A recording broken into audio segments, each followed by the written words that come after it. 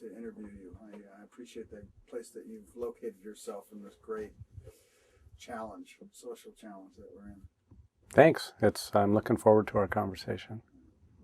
So one of the things that I like, as you may have noticed in looking at some of the interviews, is to start off with a 5 to 10 minute. We can't spend too much time on it, but a kind of, who are you and why are you here and what's driving you to do what you're doing?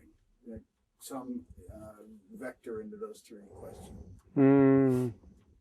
A couple of intersection of personal experience and curiosity, I think, kind of brought me to where I am. A lot of international travel growing up and as a young adult allowed me to see a lot of diversity in languages and writing systems. And as a child of the civil rights movement in this country. And I also saw how, in voter registration work I did, how literacy could be used for a very broad range of social purposes, excluding as well as including people in various kinds of systems. So that all got me into studying reading in graduate school, and then I progressively after that started studying literacy, which is more than just reading, in a number of different contexts. It was my good fortune as a graduate student to work on something called the Vi Literacy Project with Michael Cole and Sylvia Scribner in West Africa, where we lived with and studied a tribe that had invented their own writing system. One of the few nearly independent inventions of writing in history. And this happened only about, maybe 1830, give or take. And so we were quite interested in that project that I wound up doing my dissertation on, in what some of the cognitive consequences of literacy were. And I was particularly interested in the linguistic consequences of what happened when you learned as an adult, which is how they learned in this tribe. They didn't have schools. How that altered the way people talked about the world, and ultimately how speech and writing diverged in the historical development of that language. And after I finished my dissertation, I went and studied literacy in a number of other socio-historical contexts. A native fishing village in Alaska, that was a case of literacy being introduced historically into a community by an external power, originally in this particular village by the Russian-American company, who came across the Bering Strait in the 18th century. But then it got another layer of literacy when the United States bought Alaska from Russia and introduced a whole other writing system and a whole new set of uses of writing. So that was one study I did, and then I studied a community of immigrants in the United States who came to the United States without a tradition of literacy before they came here. So that was sort of the opposite kind of context for the introduction of literacy. It was a complete shakeup of their world, was the context of literacy being introduced, rather than having literacy imported from the outside. They were imported from the outside into a literate environment. And as an in-between case, I was trying to look for a continuum. I studied a community of immigrants from Mexico who were partially settled, partially migrant here in the Pacific Northwest on the Migrant Trail. And that was something of a mixed case in terms of prior contact with literacy and the sort of transition of socioeconomic contexts in which literacy was being introduced. So that really got me going. And, I've been working on it ever since. And it sounds like the passion charge was recognizing that this literacy was a huge social enabler and disabler. That this was not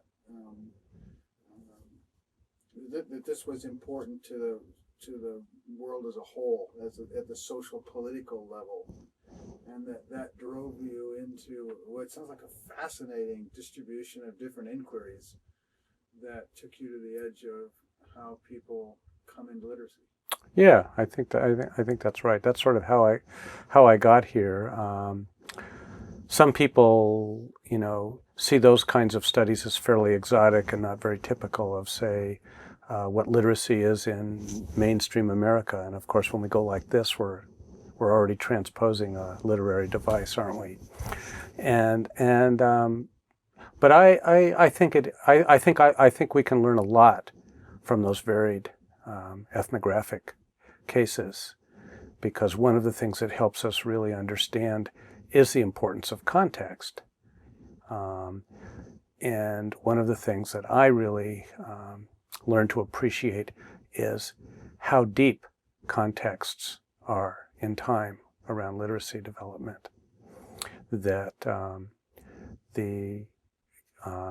when I look at some of the inequities of social position and economic position in contemporary American society, for example, I can read the sort of deep fingerprints of a history of compulsory education and compulsory non-education in the South for African Americans or European Americans. And even though compulsory education differences vanished after World War II, generations later we can still see the historical footprints in the distribution of literacy in our society.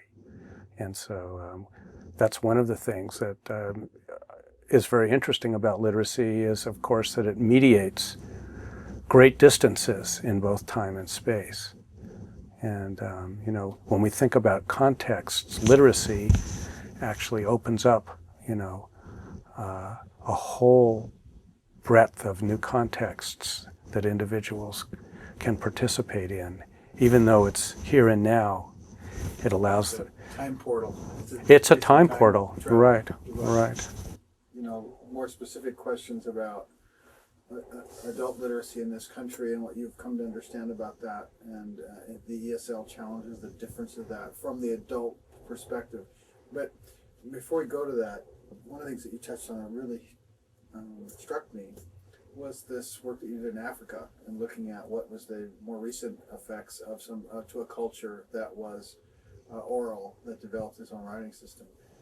One of the things that I think is rarely understood and shallowly understood is the degree to which writing changes the oral language system that it emerges in. Because we think of people that are non-literate, literate, illiterate, but even people that are not literate in an oral culture whose language has been affected by writing are non-literate in a way that's entirely different than a native Aboriginal people. That was one of the things the VI Literacy Project that I mentioned I was a graduate student on in Liberia was trying to look at, is what some of the consequences of literacy are in a situation where contrasts between people who are literate and not literate are not loaded with all kinds of other differences that you find later in the development of literacy, such as in the United States, where there are also going to be huge differences correlated with that in, say, education and economic status. If you find, people in this country who don't read and write very well or at all, they're almost undoubtedly much poorer as a group, have very different kinds of homes that they live in most cases, different occupations that they have access to. In Liberia, because literacy had not been introduced for very long and had not yet been institutionalized, they didn't have printing, they didn't have books They didn't have schools. They didn't have whole systems of knowledge that have been codified and extended and mediated through writing. It was a much simpler contrast.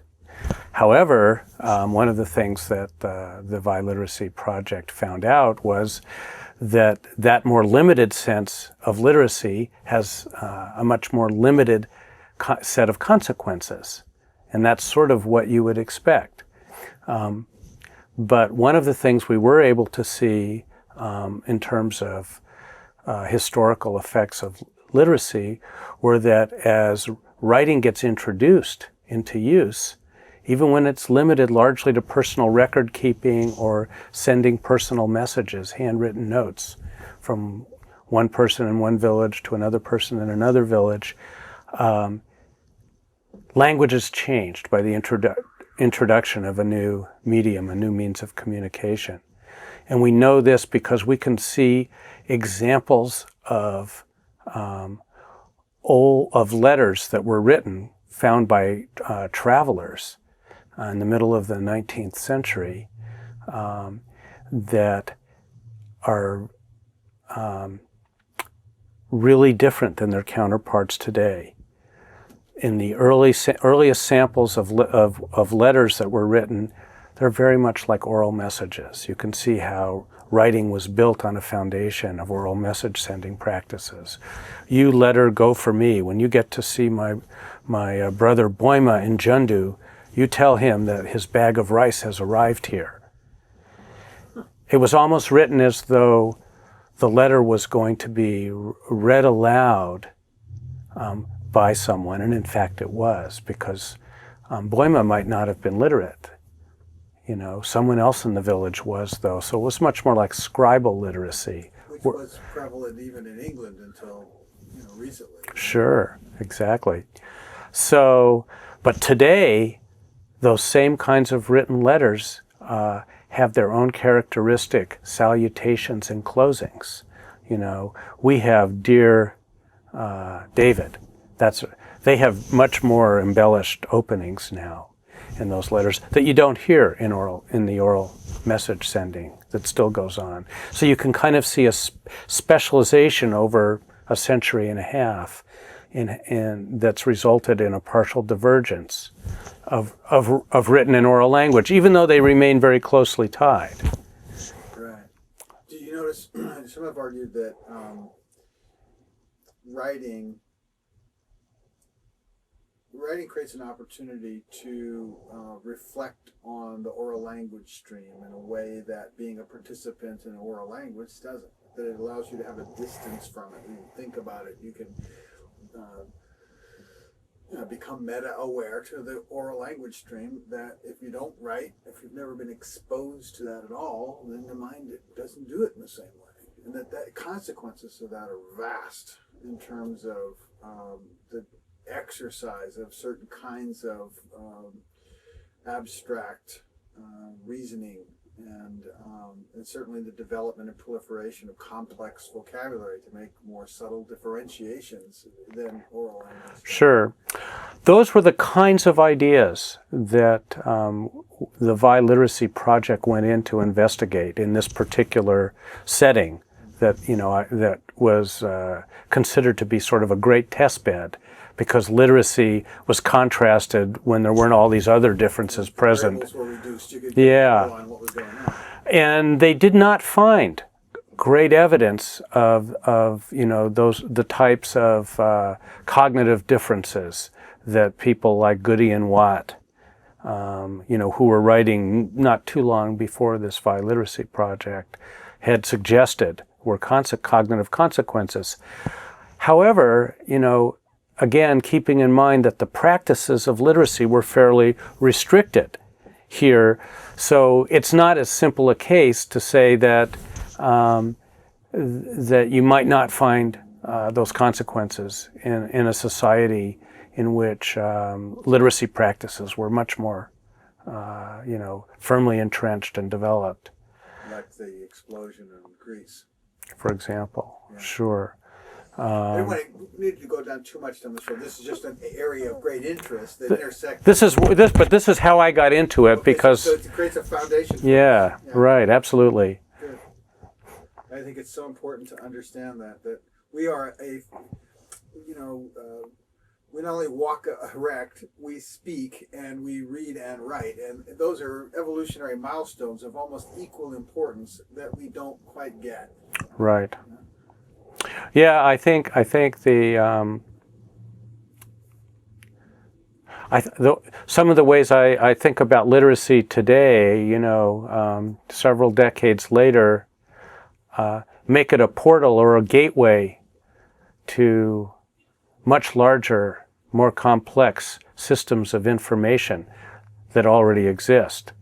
How they got to be there historically isn't nearly as significant as the fact that you need access to the tool of literacy, to the tools of literacy, to be able to, connect with those systems. Yeah, it's part society as it is. Right. It's partly a matter of language. It's partly a matter of information. It's partly a matter of practices. There are very broad, patterns of language and cognition that are mediated through symbolic access that literacy, engenders. Before we go into that, which I'd love to, before we go further, there's one other important distinction, it seems, between growing up or being deposited into a culture or society that is literate and has that expectation on you as you're developing, and growing up or developing in an environment where literacy is peripheral or non-existent in terms of how you feel about literacy and the effect that has on your development as a being. I mean, I don't feel shame if nobody else is reading and I can't read. It's no big deal. Sure. If other people are reading and I can't read, and the reflection from my parents and my classmates, my teachers, and the world around me is this is incredibly important, and I'm not doing it. There's a psychological consequence of that that's different than there is in this other society. For sure. One of the things I saw when I was, contrasting the communities in Alaska, in the migrant stream, and in an immigrant community, was that the different contexts of literacy generated several different kinds of knowledge and feeling. One I termed technological. That's the sort of mastery of a set of tools. That's one of the things that becoming literate involves, being able to manipulate the symbols. But there's also a type of functional knowledge, which is how to do things in the world with those tools that you've developed. And then there's a third dimension that the communities differed in, which had to do with what I termed the social meanings of literacy. And I think this really resonates with what you were just talking about. And there can be many social meanings of literacy in a complex society. And it's particularly interesting to us because this folds back to be a fundamental influence on the learning to read process itself. Right. Right. That the emotion, the shame, the learning to read process happens ideally at the mechanical level by being self-transparent to the meaning, right? We want to get transparent as fast as possible. Right. In order to have the ecology of processing and the cognitive bandwidth and all the rest of it that we could talk about in order to process and get right into the meat, the meaning. Sure. But to the extent that we become self-conscious because of the triggering of our affect in relation to this confusing experience we're having, that knocks the pins out of the machinery that's got to develop to do the reading. So there's this downward spiral connection that's going on between these things.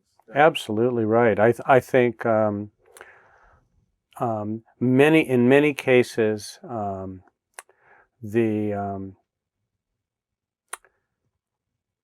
the routinization of reading instruction in our schools serves lots of children very well. It helps them learn, but has some unintended side effects of pushing some children aside because it inevitably becomes a sorting mechanism that schools really key on. And children as early as kindergarten, first grade, get feedback, I think often unintended, about whether or not they have the abilities to learn to do this, that they see their other peers doing or not doing. And kids are very good at figuring that out, no matter how you might try to decide. I mean, in first grade classrooms, when I looked at them years ago, and a colleague of mine named Ray McDermott looked at them in great detail, we would see bluebirds and robins. Those were the names, for example, of the reading groups in a first grade classroom.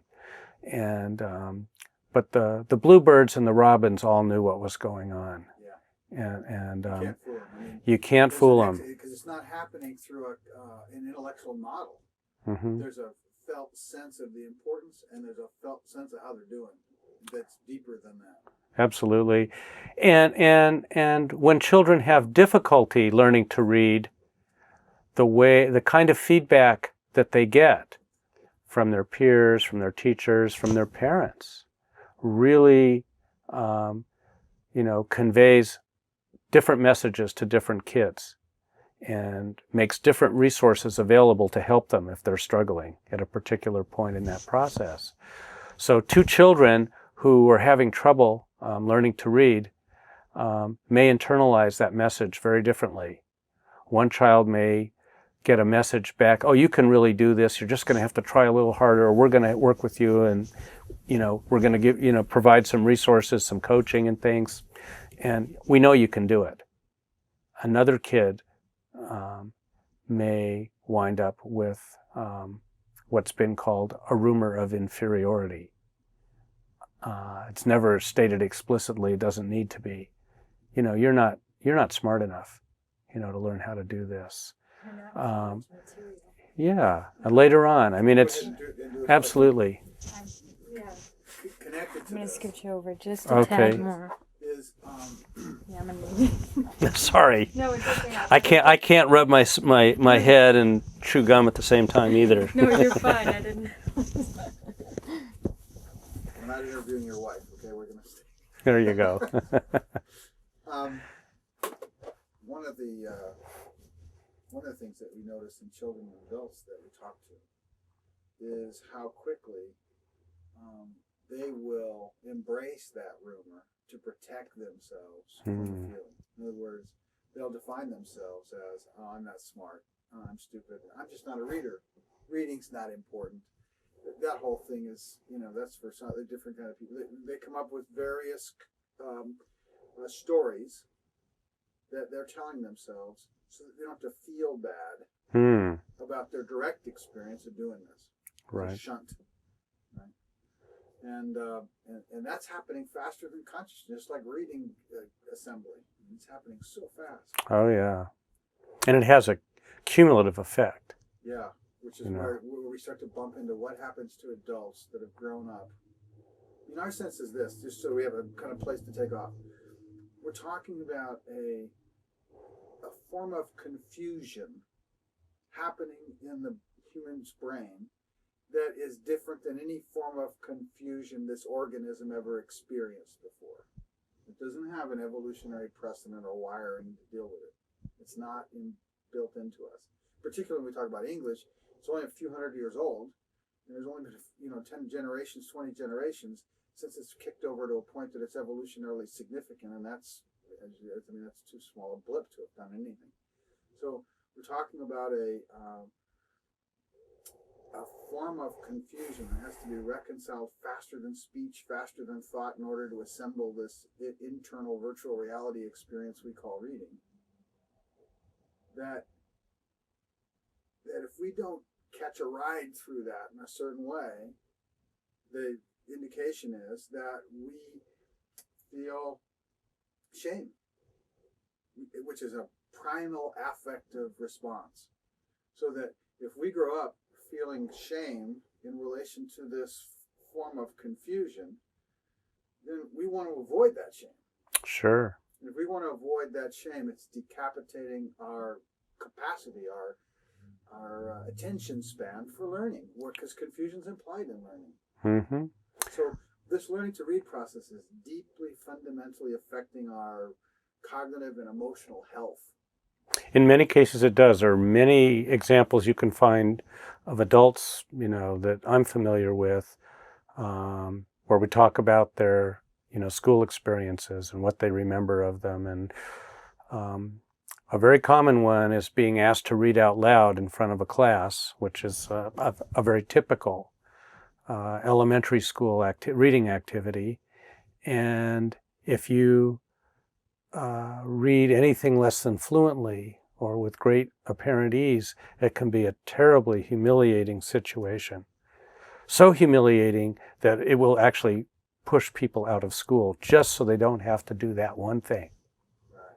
So we call that part the downward spiral of shame, and it goes from the 5 to 10 millisecond triggering of the affect shame and its disruptive effect on the cognitive entrainment involved in reading, all the way out to this self-story that I'm not smart, I don't want to do that. Mm-hmm. It's a huge spectrum here. And I really think there's, though there are some very, differential, information processing issues, different clusters of issues that get labeled in various ways, so that, different children wind up having very different kinds of difficulties learning to read. The result in the adults often is a real, almost a continuum of proficiency in engaging in society's reading practices. So this gets really to the core of some of the ways I'm trying to understand literacy in its relationship to reading in our society. I think of sort of three different perspectives on literacy, one of which I would call the component skills perspective, which I think is what you were talking about. It's sort of, a basic set of information processes that have, neurophysiological embodiment. And individuals can, have different, maybe wired differently, as you said, or may have processes that operate at different speeds, and the integration of that. How well they're different Sure. from the audioscape and that's one. Confusion and how fast That's the brains absolutely. operate, all these variables that are So that's one lens. only one piece, yeah. That's one lens. And that's a very, another lens is what I would call the literacy practices lens. And that is focusing really on what people use and how skillfully they engage in particular reading practices, like writing a letter or reading a newspaper, or finding something on a map, or filling out a form. Those are, culture. There's a spectrum between instrumental use and such a transparency with the system that they're able to learn through it and play through it and create with it and enjoy through it as they would with oral language. Right. But those are, those sort of units of literacy, the practices, is what came out of the VI Literacy Project. Because there we were looking at, as if you remember, not a very historically well-developed literacy yet. So we were seeing it in its sort of early historical stages of development, and it wasn't even. You would find a lot of literacy around this activity and hardly any here, and a lot there and hardly any here. And so that becomes another important lens, because that's, in the end, why most people will tell you they want to be literate. It's so they can do certain things with it.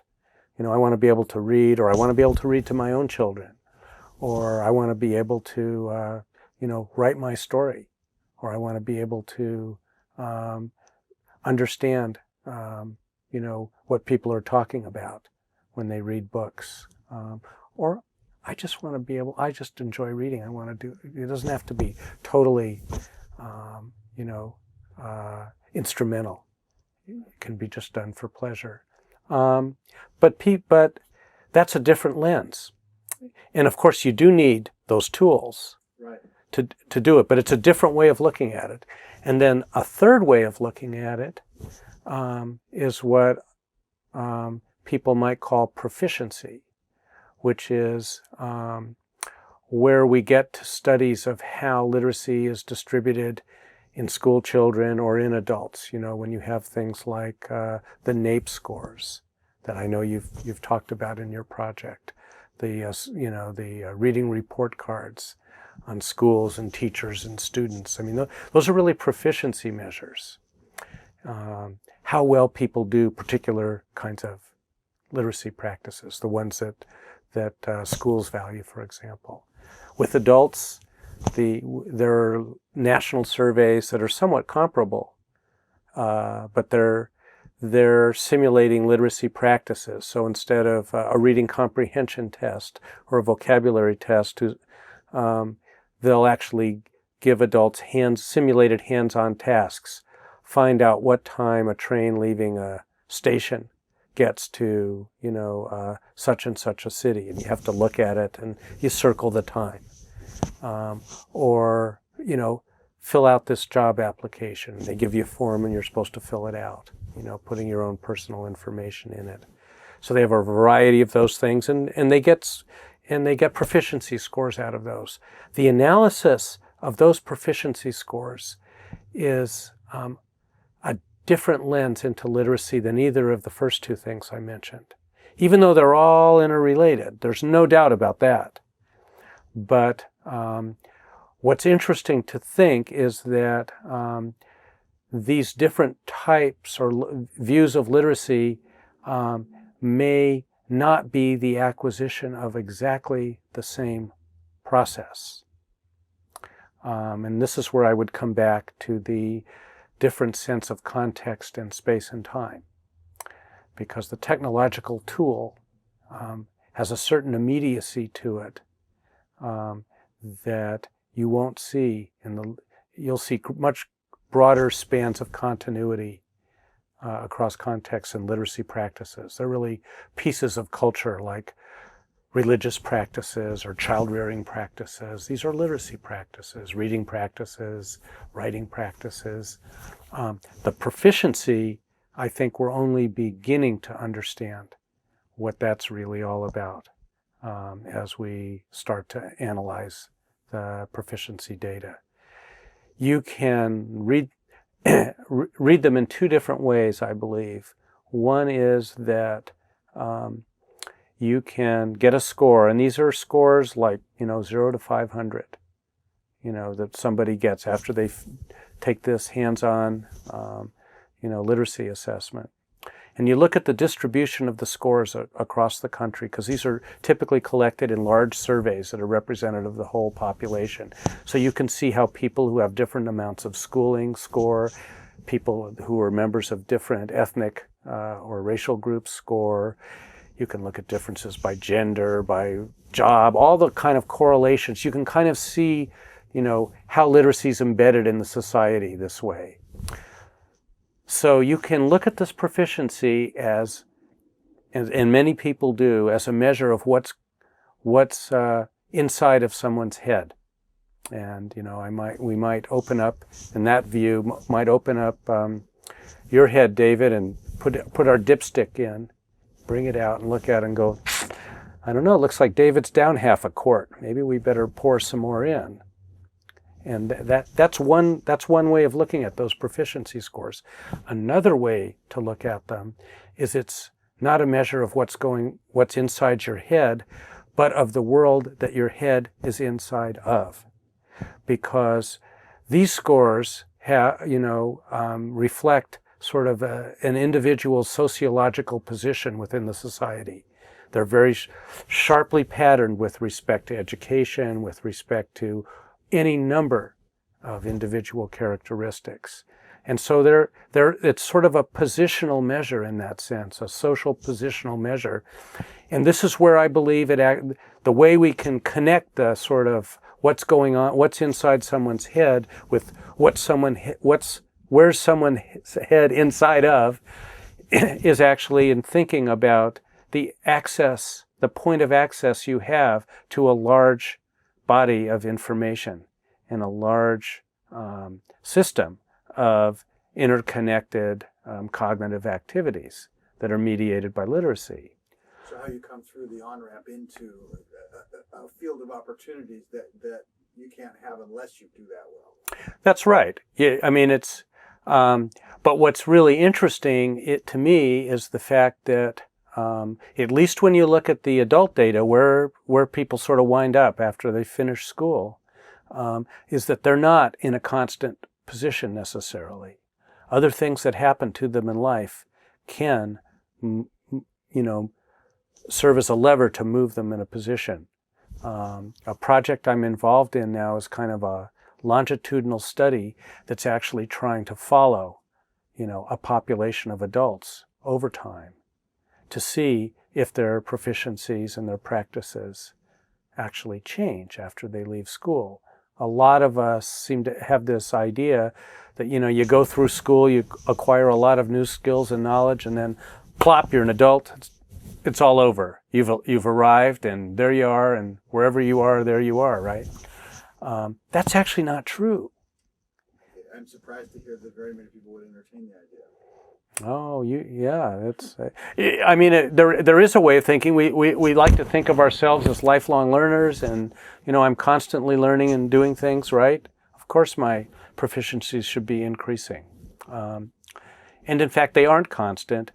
But I believe, most of the educational policies we have in this country are tacitly built on the assumption that after you leave school, there's not really much hope for change. If you don't do a certain well by the time you're in, as we watch you up this ladder, then we're not going to mess with you anymore.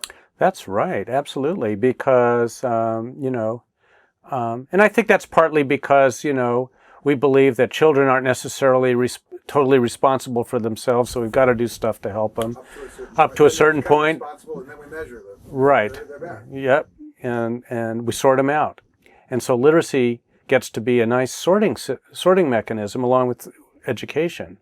But they kind of have reciprocal sorts on each other, because the more formal education you have, the higher you tend to score on these proficiency tests. But that doesn't mean necessarily only that each additional year of schooling you get adds to your proficiency, that is, pours more stuff in your head.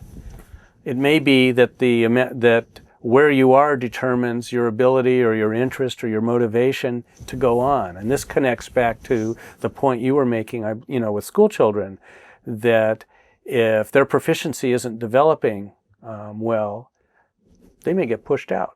They may not be motivated to progress. They may be motivated to protect themselves emotionally in a way that pushes themselves out. Sure. So, but what gets complicated particularly for adults, is the fact that we not only may have different degrees of literacy proficiency, we may have different degrees of illiteracy among people who may have very high proficiency. Just because you have the tools doesn't mean you're going to use them. And we have lots of social changes going on that some people are concerned, are pushing literacy sort of to the side, or the book's going to be replaced by other kinds of information technologies. And there was a recent survey you may have seen by that the Census Bureau did. They just released it a few weeks ago, that looked at the reading of nonfiction by American adults. And that in conjunction with NEH. Yes. Right. And they showed they had, I think, similar data from each of a number of recent decades. So you could kind of, and it's going down. So a lot of people aren't reading nonfiction. Now fiction. They may be reading lots of nonfiction. And I actually think reading of nonfiction's gone up, while reading of fiction's gone down. Which makes sense in a certain way. But it raises the question about, that practices change and individuals are positioned differently with respect to that change. Yeah, and the technology's been arguing for some time that all this will be obsolete because we have new devices that we implant in our brains or whatever the spectrum is between here and there. But in the meantime, we're talking about a massive part of a vast part of our population that's suffering significant life harm and life diminishment in terms of their opportunities. Right. Because of how well they or don't go, how well or how not well they come through this process into literacy. Let me give you an example of when you look at the data from the National Adult Literacy Survey, that's now unfortunately more than a decade old, but there's a new edition that'll be coming out in about a year. But when you look at at least the data from the early 1990s, you see big differences in the economic earnings of African Americans and other groups. And historically, those have been examined in terms of the differential educational attainment that those groups have had. And of course, here we are 50 years after Brown v. Board of Education, whose focus on equity was seat time equivalence, credential equivalence, which is very important. But even when you compare African Americans and whites at any level of educational attainment, there are very large differences in earnings. And some people have interpreted this as discrimination in society, and may well be. But if you use statistical modeling techniques to also equate not only educational attainment, but literacy, as measured in this survey, and you control for that too, all of a sudden the very large wage gap goes away. So, and similar differences can be seen with measures of poverty, with measures of civic participation. A wide variety of social and economic outcomes that are not very equitably distributed in our society are loaded not only on education, but also on literacy proficiency. Yeah, in fact, we were talking about this with Emeritus earlier today, and that actually print exposure has a greater correlation with intelligence and life opportunities than educational attainment. Mm-hmm. That's probably in the same ballpark, absolutely. Ballpark of what we're talking about. Right. And one of the many contributions that Keith has made to our field, he's called the Matthew effect. Did he talk about that? Yeah. Yeah. Which is the cumulative dimension of this, right, of print exposure. That a very small, probably easily remediated, gap in acquiring literacy as a child, if it's not attended to, has immense consequences, 25 years later in adulthood. So it's not like, oh, you're a little bit behind, don't worry, we'll fix it sometime. Yeah, that's the center of our concern, is that right there. And we call it the Matthew effect on the upside, and the downward spiral of shame on the other side. Well, yeah. Yeah. So that it goes both ways, right? And the moment, the more that I have difficulty, the more that I feel bad about myself, I feel ashamed of my mind, I feel awkward and uncomfortable in doing it, the less I want to do it, the easier it is for it to trigger negative, and right? Or I start to get this ratcheting up, and that zone is the center of our attention. Well, that's a really powerful intention.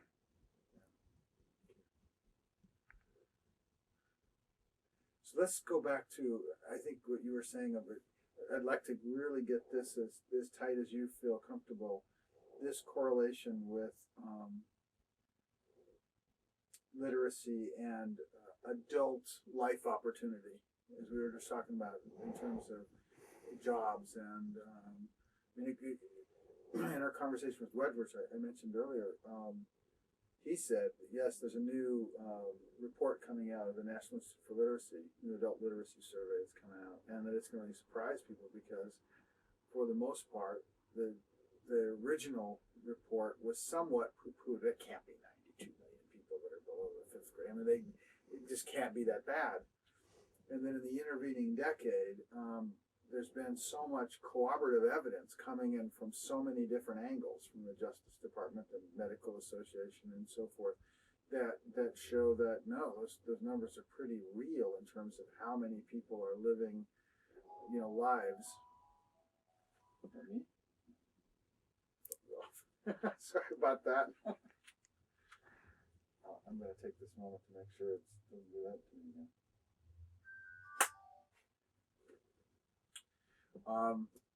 So in that space of how many people are affected, and what is the consequence of this? Not necessarily the psychological one or the cognitive one, like you're saying, but just the enabling one, and what your sense of the adult literacy survey is, NIFL, the amount of people affected.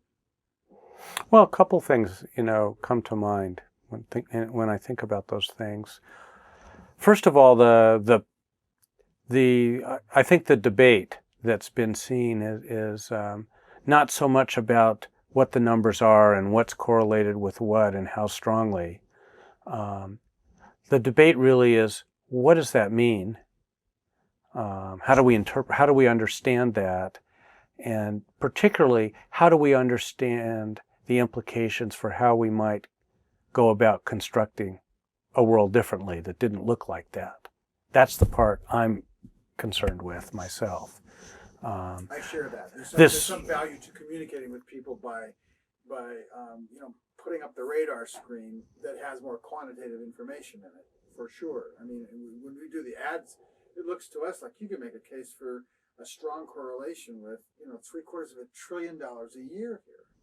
Right? And the more that it goes up, the more that gets a certain attention. The more people that appear to suffer, that gets a certain amount of attention. Even though I agree with you that that's not the center of how we should think about this.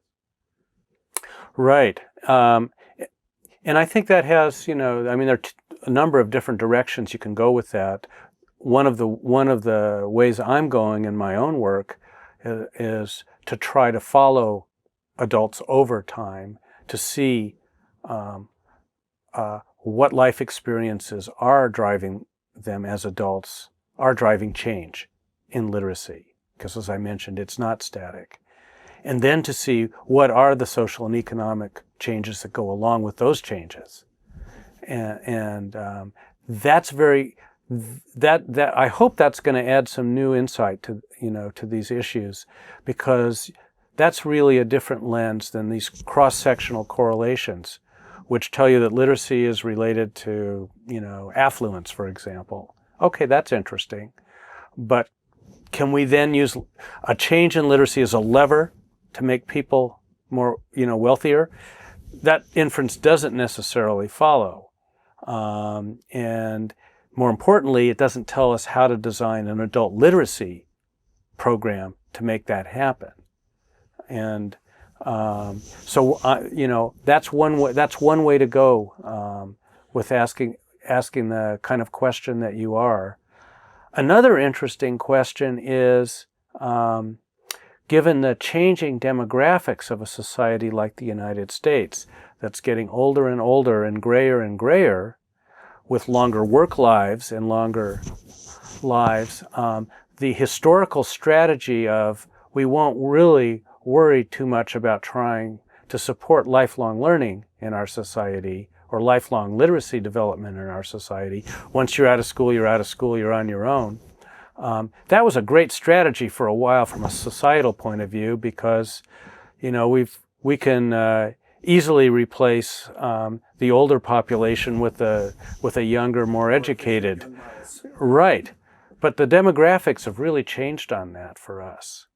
And, the workforce projections that you see give a lot of people pause if you really believe the correlations between, say, productivity and literacy are real. They predict, declining productivity for our society as a whole, for our workforce as a whole, over time relative to other countries in the world.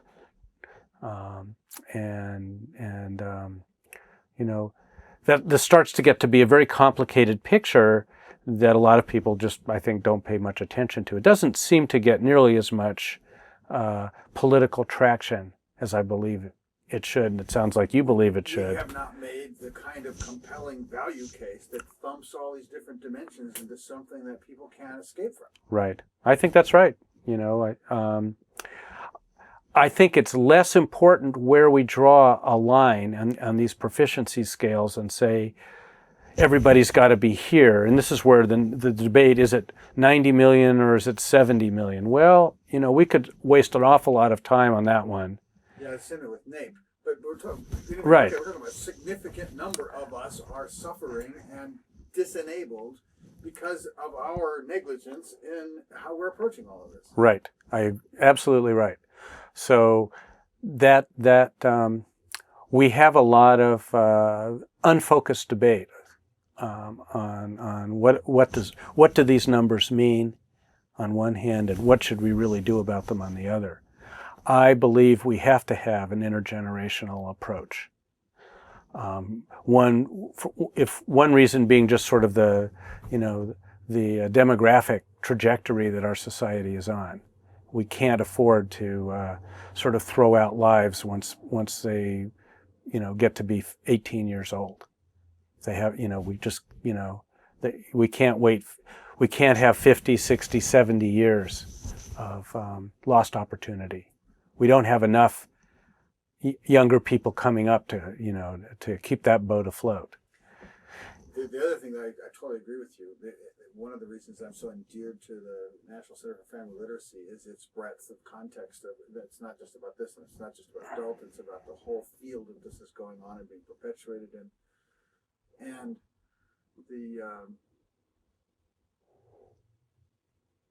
where we come from in all of this is that if we take a multi-generational view of any of our human problems,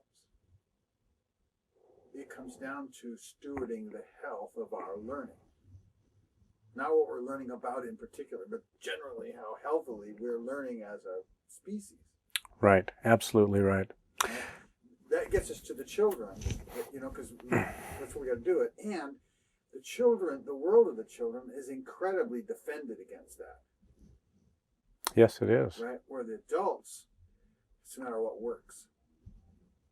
Right. So the best way to help the children in the long run, I think, is through demonstrating new approaches to these things with adults.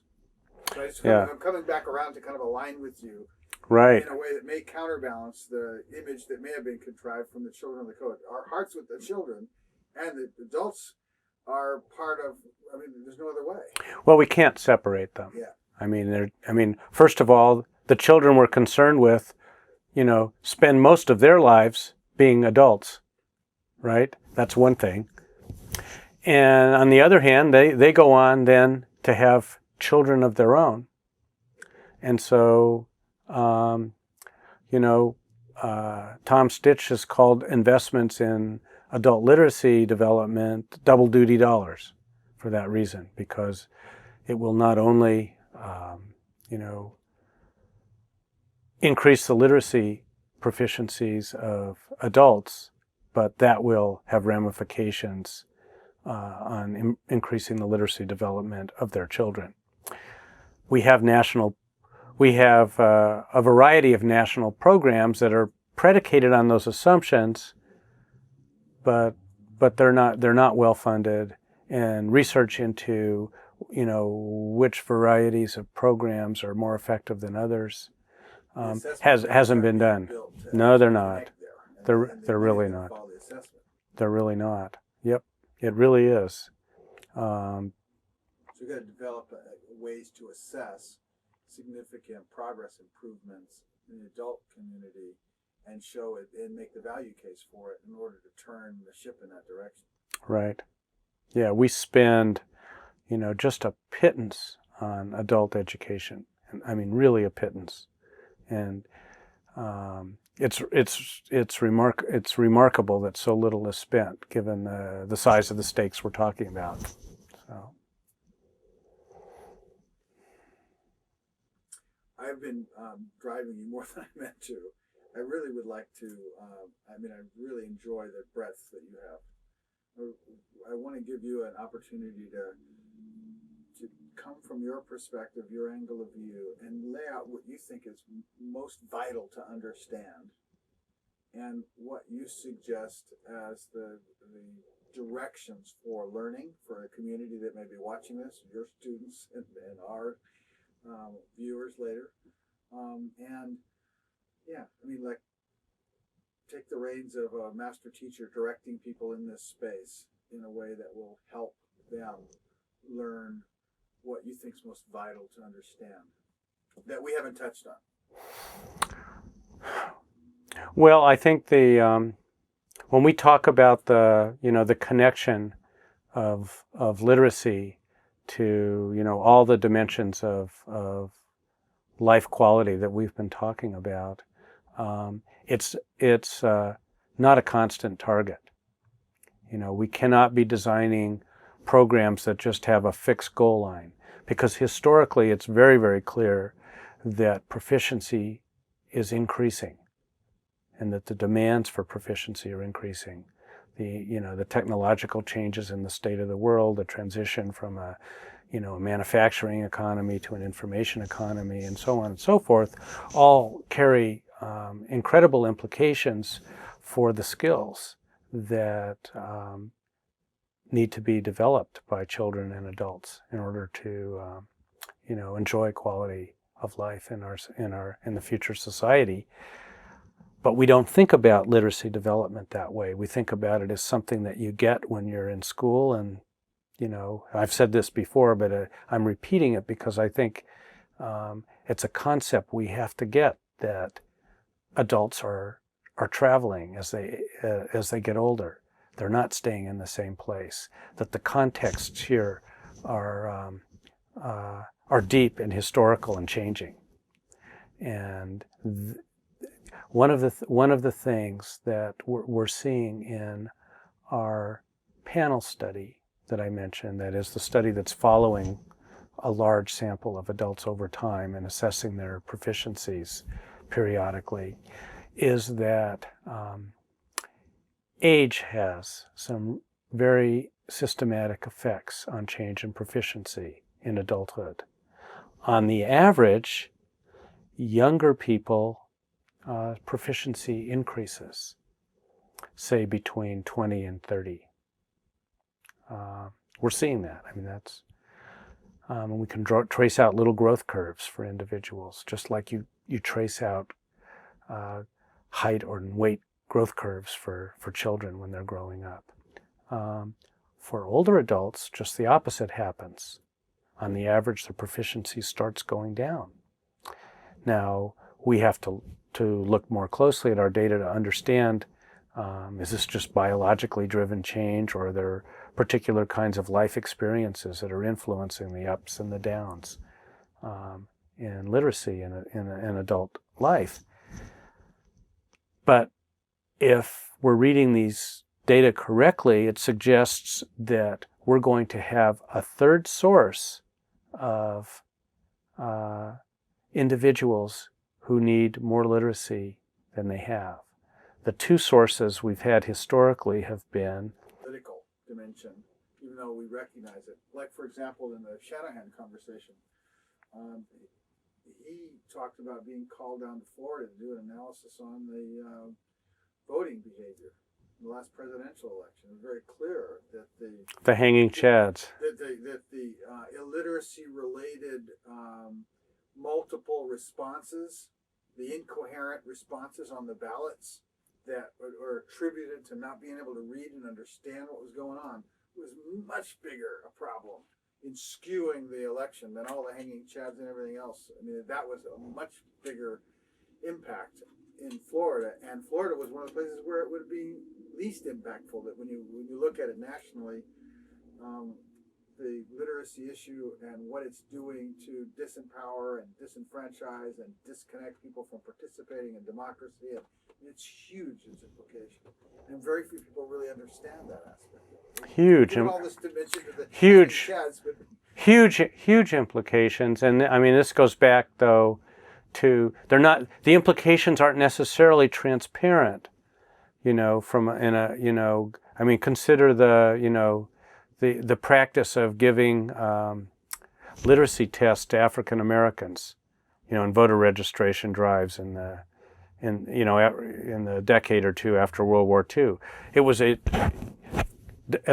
tool of disenfranchisement, and now I think what Tim's saying, what I'm hearing you say, is it's a tool of enfranchisement.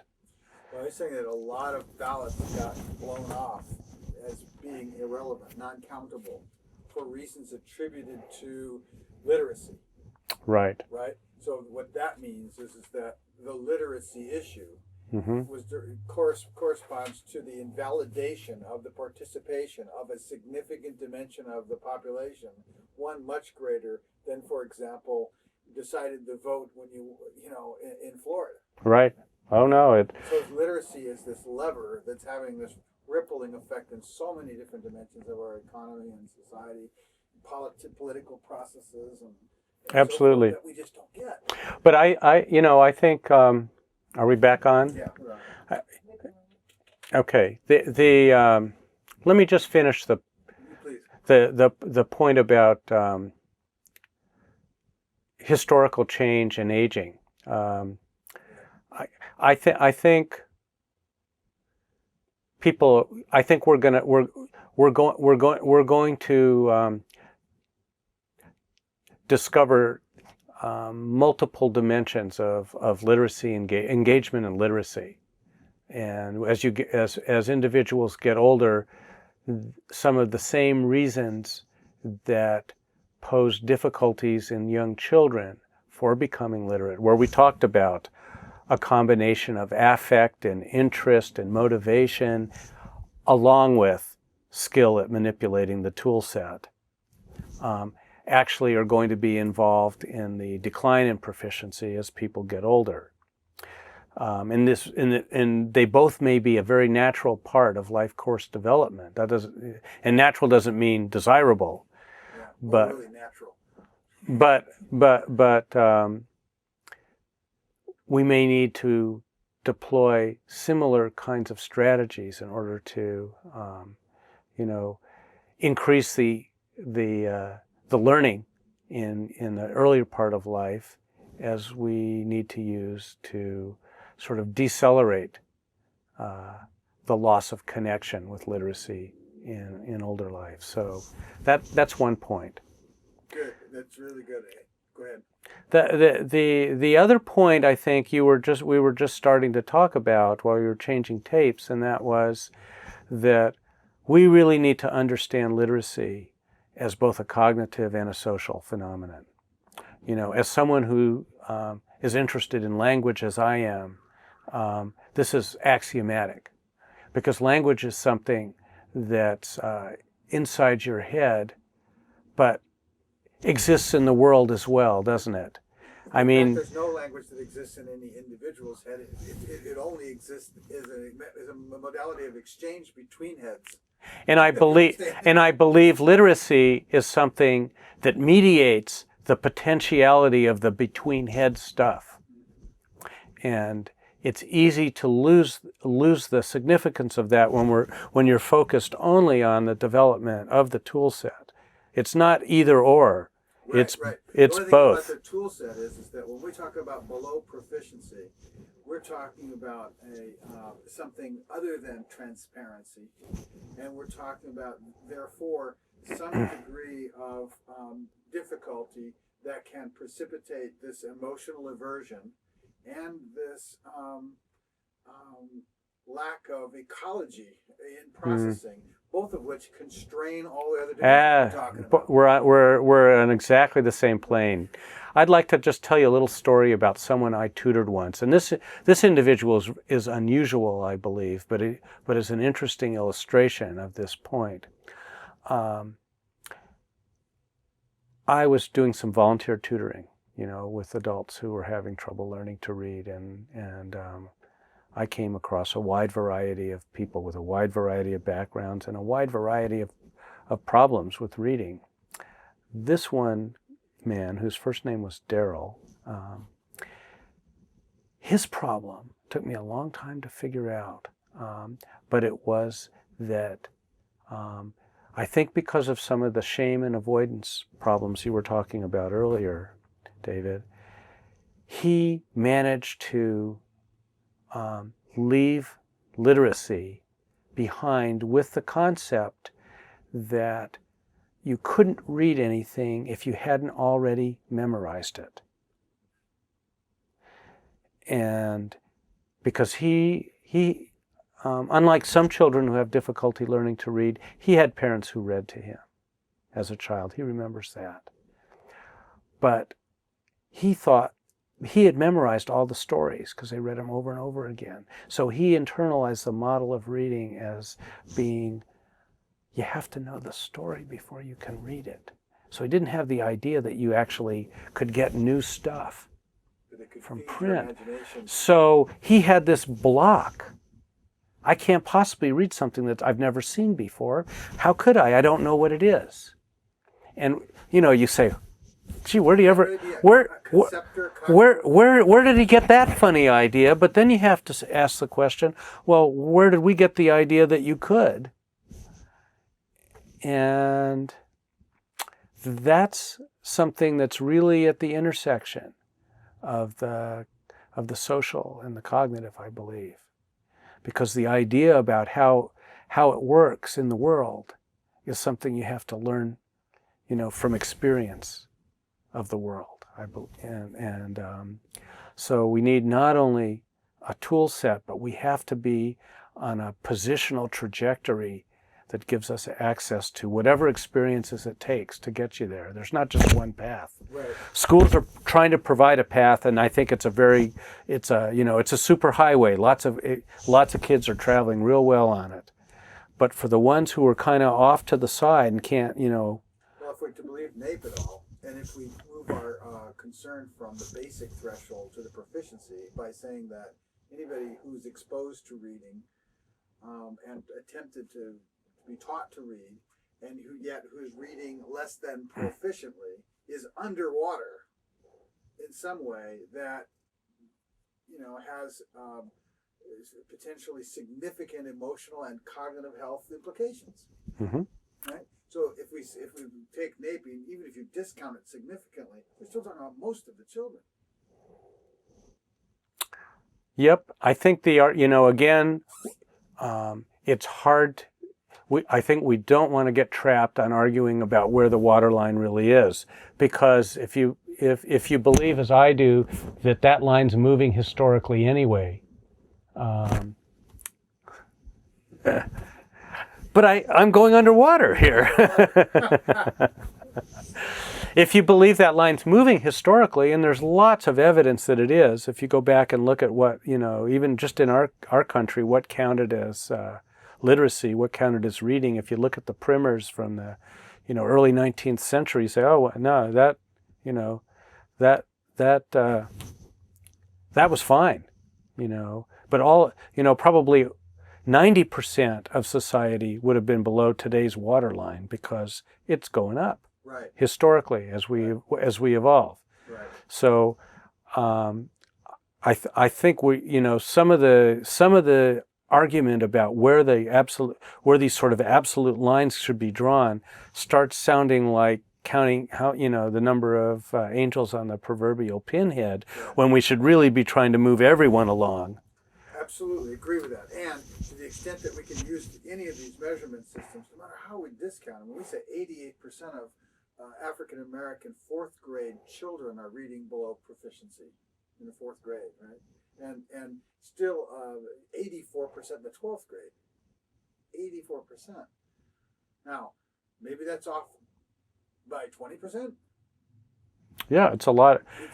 It's a lot of big number. Yeah, I agree, and I think it's the same point I was trying. We were talking about with the adult literacy survey data also, that we don't want to get hung up on is the line at should it be at 225 or 275? When we superimpose what we understand from the neurosciences, the cognitive sciences, and the instructional research, that 95% of our population could take off and read well if we met them the right way. Mm-hmm. Right? Yeah. Then whatever the gap is between that 95% and this huge other number, whatever we fuzz it around in the adult and child literacy, that is our negligence. Mm-hmm. So what would you like to see happen? Well, I'm going to bleed at this point into a conversation that is actually a part of what I want to see happen. And I'd like to ask you in a positive. Almost inevitable because of the nature of schools. It's not a byproduct of that they're using this pedagogy or that assessment. That that there's a sort of larger, historical function that Western schools have wound up playing that inevitably are going to sort people out in terms of literacy. And if you believe this, then you have to see, schools cannot be the center of change for literacy the way you're talking about. I don't expect them to be the center of change for literacy. That's why the animated project, that's why the children's right. code to get to. I mean, first of all, I don't think the community has come together to create the kind of value case arguments that can compel the political body into a different attention here. And right. That has to be done. And that's part of what we're doing as we connect with people. Right. To kind of cross-fertilize what we're learning in a way that does bring us closer to some kind of action. No matter how well we do at that level of play, we're not going to reach the kids and the parents that are struggling with this, whose lives are being most harmed by this through any of our more intellectual pursuits. We've got to find some way that allows them to, like I said, kind of reduce the confusion and detox the shame of getting into this. Right. Right? And so we got to, in order to do that, we've got to intend that. And in order to get that from being one more project that so-and-so's working on off in isolation, we got to build a network to do it that by virtue of the way we come together gives us a lot of power, force to do it.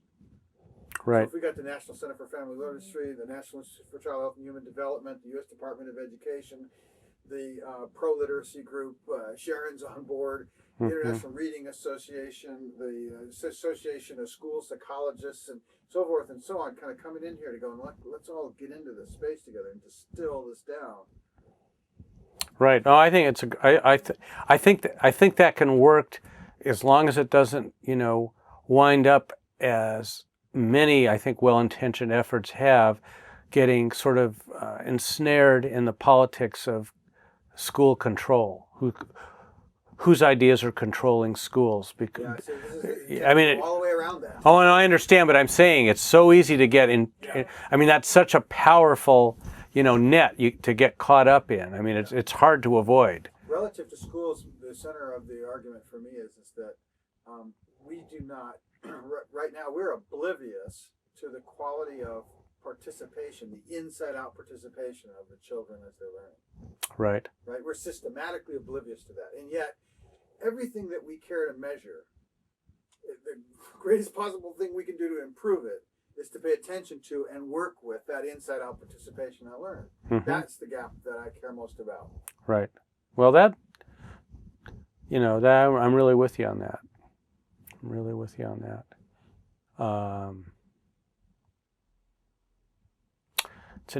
interesting vision. I think it's really important to remember that how many kids start acquiring literacy before they go to school. They may not be reading very well when they get to school, but they've already started. Yeah, and this started then. Well, in many cases, but I'm saying it. Set them up to be But confused even more. But many of them don't get confused, Right. and so that to me points to the possibility of supporting acquisition and learning in other kinds of contexts through other kinds of processes, not in opposition to schools, but sort of at the same time, and really trying to develop, interventions that will be effective and won't have all the, sort of negative affects that so many interventions seem to. Yeah, I don't know if you read that, but one of the things that I've been very interested in is how to develop a kind of a virtualized parallel to the public education system. The public education system embraces as a cost-effective measure for remediation and support and for the gifted and talented. So it's kind of off to the side for them, but it's modeling different kinds of relationship in public school can't. Interesting. No, I missed that piece. I'd be very interested in it. I have a little project going called the Learner Web, which is for adults to support their development of literacy skills, and it's interesting. One of the things we found in this panel study was that a lot of adults who want to improve their literacy skills don't go to formal programs, and there are lots of reasons why they don't. They're not convenient, they don't have time, whatever it is, or they don't like programs. They want to do it on their own. A lot of reasons for that. A lot of which translate back to shame aversions. Probably they do. But in many cases, they're working on their own. They're trying. They haven't given up. And so there's a large group out there that the Learner Web is going to try to reach to support,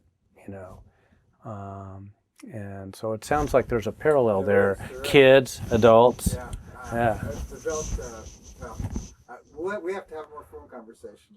We need to bring this one to a close right now, but I feel very kindred with what you do. Likewise. Yeah, and I appreciate it. Just a quick thumbnail. Back in '84, I designed an early electronic book. And the first thing that was interesting to me was to break away from the notion of user interface and move to a paradigm of learner interface. How would the relationship between humans and information function if the purpose wasn't biased around the model of a user, but biased around the model of a learner? What are the different classes of learning needs that a human being might have in relation to any kind of informational exchange with a mediated system? So how did that architecture grow? How does the content grow? How does the content grow? And what it comes back to is this inside-out participation. The more that they're able to differentiate what they need, the more empowered from the inside they are to drive their learning. And the more that they share what it is they need that they don't have, the more cost optimally we're understanding what it is we need to develop in order to resource them in the areas that we're concerned that they be learning. So you get a positive feedback loop going. Sure. In this space that we can really work in. So how did you ever develop? Different projects that at Apple. I designed Apple's first electronic campus university for supporting. Oh yeah, I did notice that on your page. And the learner interface thing is partially done and tested with kids, and all of this stuff is just sitting in the back to be worked on as the literacy came to the foreground right now. And there's a lot more to talk about the literacy thing than we're able to right now. Sure. But I really appreciate where you're coming from, your energy. Likewise. Yeah. So let's plan out some more talk time. Okay. And I'll send you some resources. I will send you a copy of this for you to use. Let's finish this part of the conversation without as much heat in here. So, okay, is sure. there anything else seems to me like we could capture some. I'll think of 5 things as soon as I leave. Of course you will. But let's not consider this the end. No, different in the next right. tape. We can come back again, and we'll be back through this area. So, and let's keep our conversation alive. And for a moment, though, shut down the lights and start to pack up while we do our. Okay. Right.